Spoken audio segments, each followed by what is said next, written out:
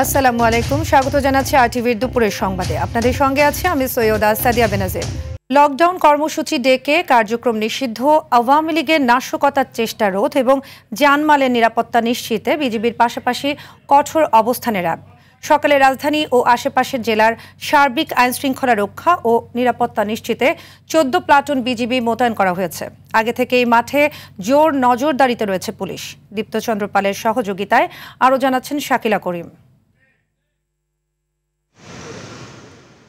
নিষিদ্ধ ঘোষিত আওয়ামী লীগের ঢাকা লকডাউন কর্মসূচির সম্ভাব্য নাশকতা ও অস্থিতিশীলতা ঠেকাতে সতর্ক অবস্থানে রয়েছে আইন শৃঙ্খলা বাহিনী। রাজধানী ঢাকা ও আশপাশের জেলায় মোতায়েন করা হয়েছে 14 প্লাটুন বিজিবি। পরবর্তী নির্দেশনার আগ পর্যন্ত বিজিবি মোতায়েন থাকবে বলে জানা গেছে। ইতোমধ্যে শুরু হয়েছে সাঁড়াশি অভিযান, বাড়ানো হয়েছে গোয়েন্দা নজরদারি ও টহল। রাজধানীর গুরুত্বপূর্ণ স্থানে বসানো হয়েছে র্যাব ও পুলিশের চেকপোস্ট, চলছে তল্লাশি, পাশাপাশি টহল দিচ্ছে সেনাবাহিনীর ইউনিট।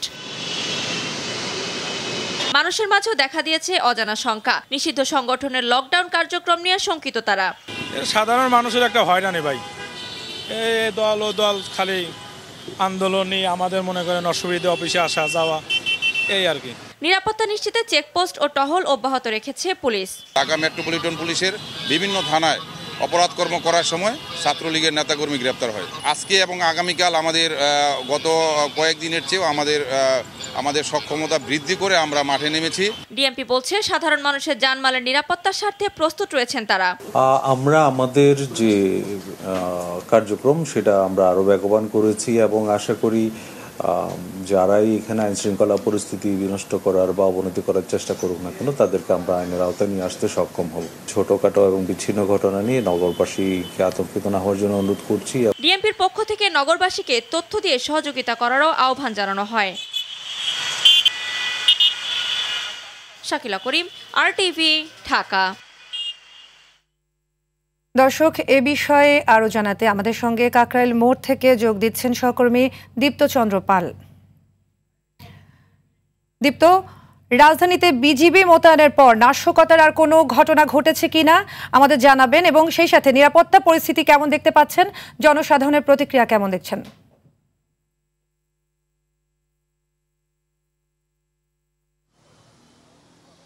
সাদি, আপনি যেমনটি বলছিলেন যে রাজধানীতে প্রায় 12 প্লাটুন বিজিবি মোতায়েন করা হয়েছে। বিজিবি ছাড়াও যে আইন শৃঙ্খলা বাহিনী, র্যাব, পুলিশ সহ বিভিন্ন চেকপোস্ট বসেছে বিভিন্ন গুরুত্বপূর্ণ স্থানে। একটু যদি বলে রাখি, আগামী 13ই নভেম্বর মানবতা বিরোধী আইনে যে মামলা, সেই মামলায় কিন্তু আগামী 13ই নভেম্বর রায় হওয়ার কথা, যে পতিত সরকারের সাবেক প্রধানমন্ত্রী শেখ হাসিনা সহ 3 জনের বিরুদ্ধে রায় দেওয়ার কথা রয়েছে, দিন ধার্য করা হয়েছে। এবং সেই দিন ধার্য করার পরেই কিন্তু এই যে এই পতিত সরকারের যে আওয়ামী লীগের সংগঠন, আওয়ামী লীগ নিষিদ্ধ সংগঠন, সেই সংগঠনের পক্ষ থেকে রাজধানী সহ সারা দেশে লকডাউনের একটি ঘোষণা দিয়েছিলেন। এবং সেই প্রেক্ষিতেই গত 3 দিন ধরে বিভিন্ন ধরনের ছোট ছোট নাশকতার সৃষ্টি করার চেষ্টা করছিল তারা, এবং দেশের আইন শৃঙ্খলা বাহিনী যাতে নষ্ট হয়ে যায় সেই পরিকল্পনা করছিল। এবং সেই পরিকল্পনাকে ঠেকাতেই আইন শৃঙ্খলা বাহিনী তাদের সর্বোচ্চ নিরাপত্তার ব্যবস্থা গ্রহণ করেছে। তারই একটি অংশ হিসেবে রাজধানীতে সকাল থেকে 12 প্লাটুন বিজিবি সদস্যদের মোতায়েন করা হয়েছে। এবং তার বিজিবি মোতায়েনের পরে আসলে এখন পর্যন্ত আমরা কোনো যে আগুন বা ককটেলের যে ঘটনা সেটি কিন্তু দেখা যায়নি। একটু যদি তথ্য দিয়ে রাখি, যে গত 3 দিনে রাজধানীতে প্রায় 18টি ককটেল নিক্ষেপ করা হয়েছে এবং 10টিরও বেশি গাড়িতে কিন্তু আগুন দেওয়া হয়েছে। ডিএমপির তথ্য কিন্তু সেটি বলছে। এবং এই ঘটনায় প্রায় 50 জনের বেশি গ্রেপ্তার করা হয়েছে। এবং তারা ডিএমপি থেকেও বলা হচ্ছে বারবার যে এই নাশকতাকে ঠেকাতে তাদের যথেষ্ট পরিকল্পনা রয়েছে। তারা বিভিন্ন মোড়ে মোড়ে চেকপোস্ট দিচ্ছে, যাতে কি সন্দেহ হচ্ছে গাড়ি বা যাত্রী থামিয়ে তাদেরকে জিজ্ঞাসাবাদ করা হচ্ছে, এবং সন্দেহ কিছু না পাওয়া গেলে কিন্তু তাদেরকে ছেড়ে দেওয়া হচ্ছে। পাশাপাশি কিন্তু র্যাবও রয়েছে মাঠে এবং বিজিবি সদস্যরাও রয়েছে। এবং ঢাকা ছাড়াও ঢাকার আশপাশ এলাকায়ও বিজিবির প্রায় 14 প্লাটুন সদস্যরা টহল দিচ্ছে। তো সাদিয়া, এই ছিল আমার কাছে কাকরাইল মোড় থেকে সবশেষ তথ্য। সাদিয়া, ধন্যবাদ দীপ্ত। কার্যক্রম নিষিদ্ধ আওয়ামী লীগের আগামীকালের লকডাউন কর্মসূচিকে ঘিরে দুদিন ধরে রাজধানীতে বাসে আগুন ও ককটেল বিস্ফোরণের মতো কয়েকটি ঘটনা ঘটেছে। এ নিয়ে রাজনৈতিক উত্তাপ ছড়ানোর চেষ্টা করছে দলটি। তবে এ কর্মসূচি ঘিরে নিরাপত্তা নিয়ে কোনো শঙ্কা নেই বলে জানিয়েছে আইনশৃঙ্খলা রক্ষাকারী বাহিনী। আরও জানাচ্ছেন শাকিলা করিম। জুলাই গণ অভ্যুত্থানে সংঘটিত হত্যাকাণ্ড মানবতাবিরোধী অপরাধের মামলায় সাবেক প্রধানমন্ত্রী শেখ হাসিনা সহ ৩ আসামির রায়ের তারিখ ঘোষণা হবে আগামী ১৩ নভেম্বর। বহুল আলোচিত রায়কে কেন্দ্র করে দেশব্যাপী চলছে নানা জল্পনা, উস্কানি ও গুজব। সোশ্যাল মিডিয়া সয়লাব লকডাউন সংক্রান্ত পক্ষে বিপক্ষের পোস্ট ও ভিডিও বার্তায়। পতিত আওয়ামী লীগের পরিকল্পনা ছিল সোমবার থেকে বুধবার প্রধান উপদেষ্টার বাসভবন যমুনার আশপাশ সহ ঢাকায় স্লোগান সংবলিত ১ লাখ বেলুন ওড়ানোর। এমন তথ্য জানতে পেরে গোয়েন্দারা অভিযান চালিয়ে সন্দেহভাজন ২৫ জনকে গ্রেপ্তার করে। কার্যক্রম নিষিদ্ধ একটি দল এবং তাদের সংগঠনের নামে বিভিন্ন কর্মসূচি ঘোষণা করা হয়েছে। আইন শৃঙ্খলা পরিস্থিতি অবনতি করার জন্য ঢাকার বিভিন্ন স্থানে ১ লক্ষ গ্যাস বেলুন উড়ানোর পরিকল্পনা করেছিল এবং তাদের যে সেই পরিকল্পনাটা আমরা নস্যাৎ করে দিয়েছি। এর বাইরে অনেকগুলো ঘটনা আমরা কিন্তু নস্যাৎ করতেও সক্ষম হয়েছি। এদিকে একের পর এক ককটেল বিস্ফোরণ, বাসে অগ্নিসংযোগের ঘটনায় ভয় ও নিরাপত্তা শঙ্কায় ভুগতে শুরু করেছে রাজধানীবাসী। রাজনৈতিক উত্তেজনা আর গুজবের ফাঁদে অস্থির নগর জীবন। প্রশ্ন উঠেছে ১৩ নভেম্বর নিষিদ্ধ ঘোষিত আওয়ামী লীগের কর্মসূচির সঙ্গে এগুলোর সম্পর্ক থাকা না থাকা নিয়ে। মনে করেন টাকা পয়সা খাইয়া মানুষের ক্ষতি করে না, এটি কারা করবো? এটি করলে আওয়ামী লীগের হলো আনছে আর কারা করবো? কি করবো, আমাদের তো জীবনে এমনি মায়া নাই। রাত্রে বাস চাপায়া ঘুমাই, যদি আগুন দিয়া পরে আলা তাহলে তো আমরা যদি মরে যাই। কিছু কিছু মরে তো পুলিশ নেই, আগুন দিয়ে নামে গেল, আমরা তো খেয়াল করি না। ককটেল বিস্ফোরণের ঘটনায় মোটরসাইকেল ব্যবহার করার তথ্য থাকায় সে ব্যাপারেও পুলিশের পক্ষ থেকে বিশেষ উদ্যোগ নেওয়া হয়েছে। অনলাইন প্রচারণা সমাজে অস্থিরতা তৈরি করতে পারে, তাই বাড়ানো হয়েছে গোয়েন্দা নজরদারি। ঊর্ধ্বতন কর্মকর্তাদের থেকে আমাদের এইটাই বেশি অভিযানের মধ্যে নিয়ে আসতে বলা হয়েছে, সেটা হচ্ছে মোটরসাইকেল হচ্ছে দ্রুতগতির যানবাহন, যা যে কোনো জায়গা থেকে হয়তো কোনো একটা ক্রাইম করে দ্রুত চলে যেতে পারে। সেই জন্য আমরা মোটরসাইকেলের উপর আমরা প্রাধান্য দিচ্ছি। তবে সব ধরনের অপতৎপরতা রুখতে মাঠ পর্যায়ের পুলিশকে সক্রিয় থাকার নির্দেশনা দেওয়া হয়েছে ডিএমপির পক্ষ থেকে। শাকিলা করিম, RTV, ঢাকা। নির্বাচনকে সামনে রেখে সকল সহিংসতা নিয়ন্ত্রণে সরকারকে আরও কঠোর হওয়ার আহ্বান জানিয়েছেন বিএনপির স্থায়ী কমিটির সদস্য আমির খসরু মাহমুদ চৌধুরী। সকালে গুলশানে বিএনপি চেয়ারপারসনের কার্যালয়ে ইউরোপীয় ইউনিয়নের রাষ্ট্রদূত মাইকেল মিলারের সঙ্গে সাক্ষাৎ পরবর্তী সংবাদ সম্মেলনে একথা জানান তিনি। এ সময় আওয়ামী লীগের আগামীকালের কর্মসূচি প্রসঙ্গে তিনি বলেন, দলটি নিষিদ্ধ, তাদের কার্যক্রমও স্থগিত, তাই গুরুত্ব দেওয়ার কিছু নেই। সহিংসতা করলে সরকারকেই তা নিয়ন্ত্রণ করতে হবে। আমির খসরু বলেন, কোনোভাবেই সন্ত্রাসী কর্মকাণ্ড ঘটিয়ে নির্বাচন বাধাগ্রস্ত করা যাবে না। বিদেশি কূটনীতিকরা নির্বাচন নিয়ে কোনো শঙ্কা দেখছেন না, বরং তারা সহযোগিতা করতে প্রস্তুত বলেও জানান তিনি।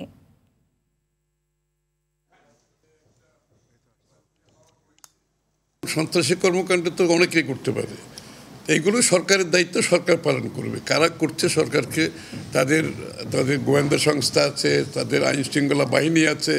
আমরা আশা করছি সরকার আরও বেশি সচেষ্ট থাকবে, আরও ভালোভাবে এটার মোকাবেলা করতে হবে। তার মাধ্যমেই আমরা নির্বাচনের দিকে যাব।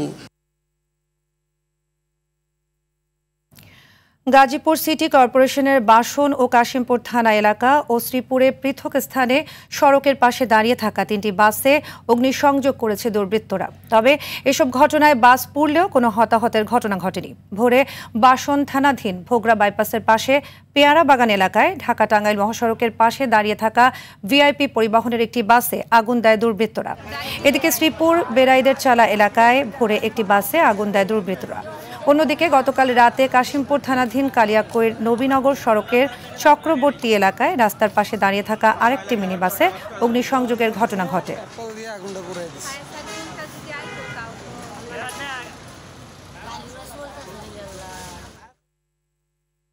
আন্ডারওয়ার্ল্ডের দ্বন্দ্বে খুন হন শীর্ষ সন্ত্রাসী মামুন। তাকে হত্যার নির্দেশ দিয়েছেন ইমন মামুন গ্রুপের আরেক শীর্ষ সন্ত্রাসী রনি। তবে শীর্ষ সন্ত্রাসী ইমন এই হত্যার সাথে জড়িত আছে কিনা তা তদন্ত করা হচ্ছে। গোয়েন্দা পুলিশ জানিয়েছে, মামুন হত্যায় মাত্র 2 লাখ টাকার চুক্তি হয় শুটারদের সাথে। দীপ্ত চন্দ্রপালের রিপোর্ট, জানাচ্ছেন মাইদুর রহমান রুবেল।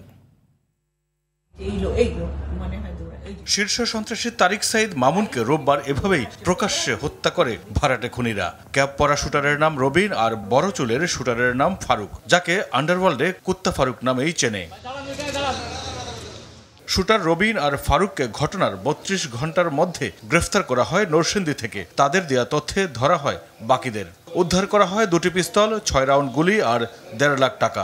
ডিবি বলছে 2 লাখ টাকায় মামুনকে হত্যার চুক্তি হয়। জিজ্ঞাসাবাদে জানা যায় যে পলাতক সন্ত্রাসী কামালের উপর নির্দেশনা থাকে মামুনকে অনুসরণ করা এবং তার গতিবিধি তাদেরকে জানানো। সেই মোতাবেক সন্ত্রাসী কামাল ভিকটিমের সঙ্গে থাকে এবং তার সংকেত পেয়ে ফারুক ও রবিন ভিকটিম মামুনকে লক্ষ্য করে উপর্যুপরি গুলি ছোড়ে ও মৃত্যু নিশ্চিত করে ঘটনাস্থল ত্যাগ করে। কিলিং মিশনে এখন পর্যন্ত 9 জনের সংশ্লিষ্টতা পেয়েছে গোয়েন্দা পুলিশ।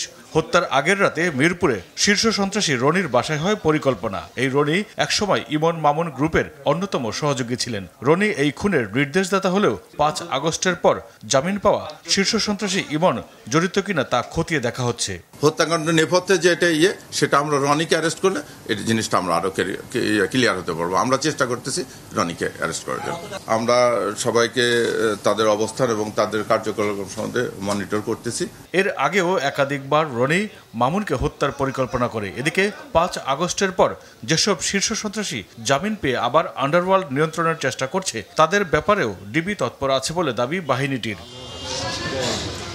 মাইদুর রহমান রুবেল, আরটিভি, ঢাকা। সংবিধানের 106 অনুচ্ছেদ অনুযায়ী সুপ্রিম কোর্টের মতামত নিয়ে অন্তর্বর্তী সরকারের শপথ চ্যালেঞ্জ করে দায়ের করা রিট খারিজের বিরুদ্ধে আপিলের আজকের শুনানি শেষ হয়েছে।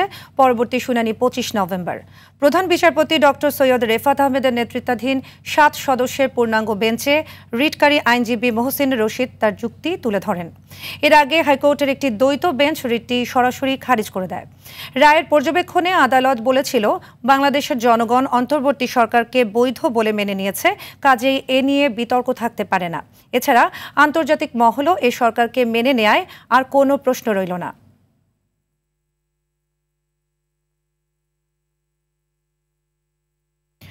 তরুণ প্রজন্মকে নেতৃত্ব, শৃঙ্খলা ও জাতীয় উন্নয়নে সম্পৃক্ত করার দীর্ঘমেয়াদী পরিকল্পনার অংশ হিসেবে বাংলাদেশ ন্যাশনাল ক্যাডেট কোর বিএনসিসির কার্যক্রমের গুণগত মান ও অন্তর্ভুক্তি বাড়ানোর আহ্বান জানিয়েছেন প্রধান উপদেষ্টা অধ্যাপক মোহাম্মদ ইউনূস।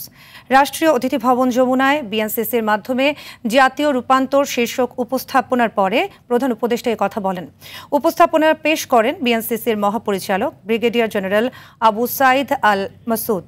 সভায় জাতীয় নিরাপত্তা উপদেষ্টা ডক্টর খলিলুর রহমান, অর্থ উপদেষ্টা ডক্টর সালেউদ্দিন আহমেদ, পররাষ্ট্র উপদেষ্টা মোহাম্মদ তৌহিদ হোসেন উপস্থিত ছিলেন।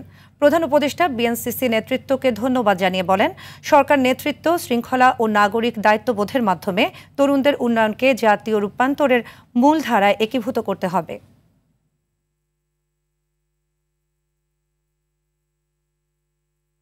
জাতীয় বার্ন অ্যান্ড প্লাস্টিক সার্জারি ইনস্টিটিউটে প্রায় 3.5 মাস চিকিৎসাধীন থাকার পর বাড়ি ফিরল মাইলস্টোন স্কুল অ্যান্ড কলেজে প্রশিক্ষণ বিমান বিধ্বস্তের ঘটনায় আহত 10 বছর বয়সী যমজ শিশু সারিনা জাহান ও সাইবা জাহান সাইমা।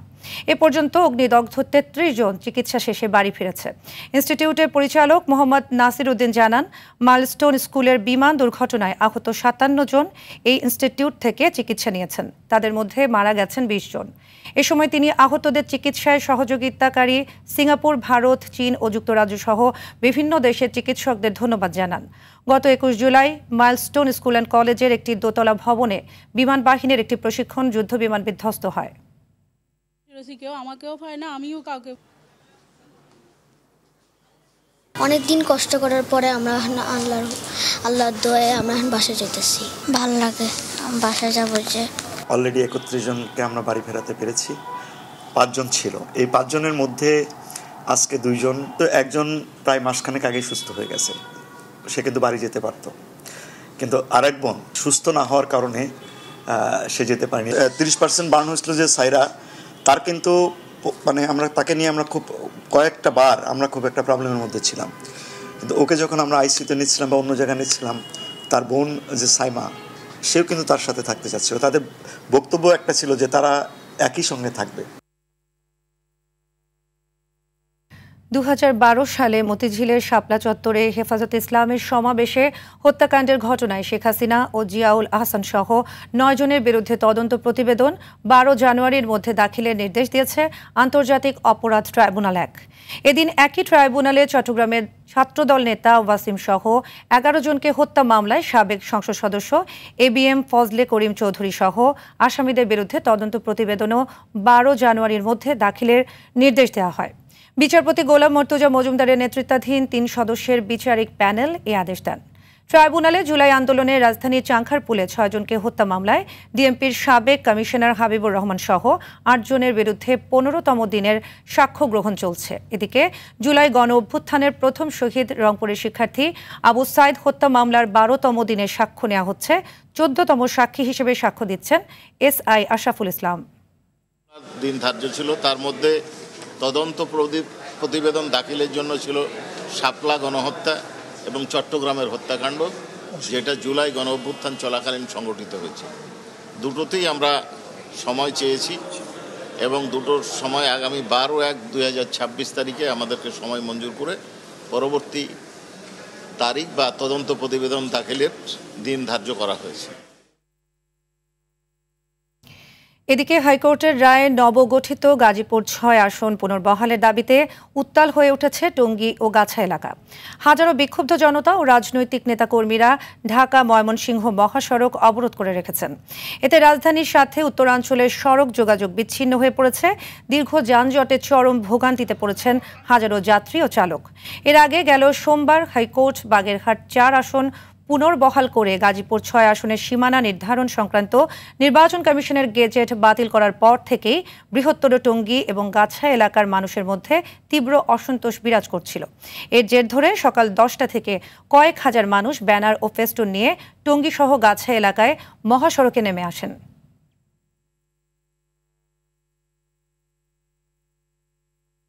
আমদানি রপ্তানি নির্বিঘ্ন ও সচল রাখতে চট্টগ্রাম বন্দর এলাকায় সব ধরনের মিছিল, সমাবেশ, মানববন্ধন ও পথসভা নিষিদ্ধ করেছে মেট্রোপলিটন পুলিশ CMP।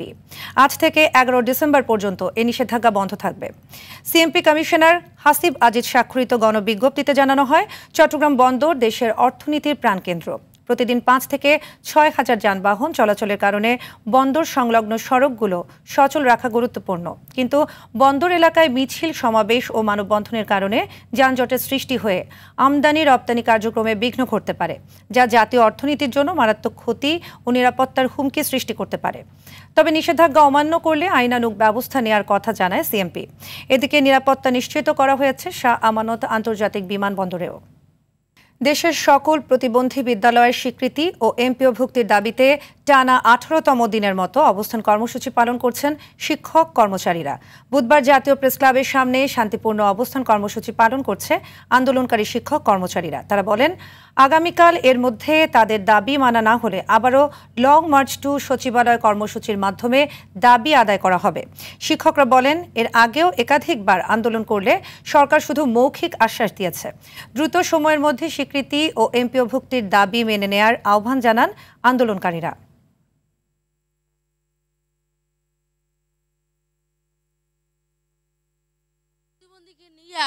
আমরা এত জ্বালা যন্ত্রণা ভোগ করেতেছি, তাও আমাদের উপদেষ্টা ও শারমিন মোর্শেদ চোখে দেখে না। আমরা বৈষম্যহীন বাংলাদেশে বাস করছি, কিন্তু তারপর আমরা কেন বৈষম্যের শিকার হতে যাচ্ছি? এখনো কেন বৈষম্য? আমরা বৈষম্য দূর করার জন্য আমরা এই বাংলাদেশে নতুন সরকার গঠন করছি। আমরা আগামীকাল পর্যন্ত সংস্কার মন্ত্রণালয়কে সময় দিয়েছি। এর মধ্যে যদি আমাদের বিদ্যালয়গুলোর স্বীকৃতি MPOর প্রজ্ঞাপন না করে, আগামী রোববার আমরা লং মার্চ টু সচিবালয় করে সচিবালয়ের প্রত্যেকটি গেট অবরুদ্ধ করে আমরা আমাদের দাবি আদায় করে নেব। ময়মনসিংহের হালুয়াঘাটে শ্বশুরবাড়ি থেকে জামাতা ও নাতনির গলা কাটা লাশ উদ্ধার করেছে পুলিশ। এ হত্যাকাণ্ডের অভিযোগ উঠেছে শ্বশুর ও শাশুড়ির বিরুদ্ধে। মঙ্গলবার রাতে উপজেলার আমির খাকুড়া গ্রামে এ ঘটনা ঘটে। নিহতরা হলেন রতন মিয়া ও তার শিশু সন্তান নুরিয়া খাতুন। রতনের বাড়ি পাশের নালিতা বাড়িতে। বিয়ের পর থেকেই তিনি শ্বশুর বাড়িতে থাকতেন। এদিকে স্বামী সন্তানকে রেখে 2 বছর আগে দুবাই যান স্ত্রী জুলেখা। সম্প্রতি তিনি দেশে আসেন। তাকে আর বিদেশে যেতে না দেয়ায় এ হত্যাকাণ্ড হতে পারে বলে অভিযোগ নিহতের পরিবারের। ঘটনার পর থেকে শ্বশুর শাশুড়ি ও স্ত্রী পলাতক রয়েছে। এদিকে চাঁদপুরের ফরিদগঞ্জের রুস্তমপুর এলাকায় সন্ত্রাসীদের গুলিতে রুহুল আমিন নামে এক মোটরসাইকেল আরোহী নিহত হয়েছেন। ফরিদগঞ্জ পৌর এলাকার বাসিন্দা রুহুল দীর্ঘদিন ধরে একটি বেসরকারি কোম্পানির বিক্রয় প্রতিনিধি ছিলেন। পবিত্র মাহে রমজান উপলক্ষে মাসব্যাপী আরটিভির ১৬তম হিজবুল কোরআন প্রতিযোগিতা GPH Ispat Alokito Quran ২০২৬ powered by RFL pipe and ফিটিংসের অডিশন চলছে দেশব্যাপী। আজ অনুষ্ঠিত হয়েছে খুলনা জোনের অডিশন। জেলার বিভিন্ন হাফেজিয়া ও কওমি মাদ্রাসা থেকে শতাধিক প্রতিযোগী এতে অংশ নেয়। অনুষ্ঠানে বিচারক হিসেবে দায়িত্ব পালন করেন হাফেজ কারি মুফতি ইমরান হোসাইন ও হাফেজ মাওলানা আব্দুর রহমান।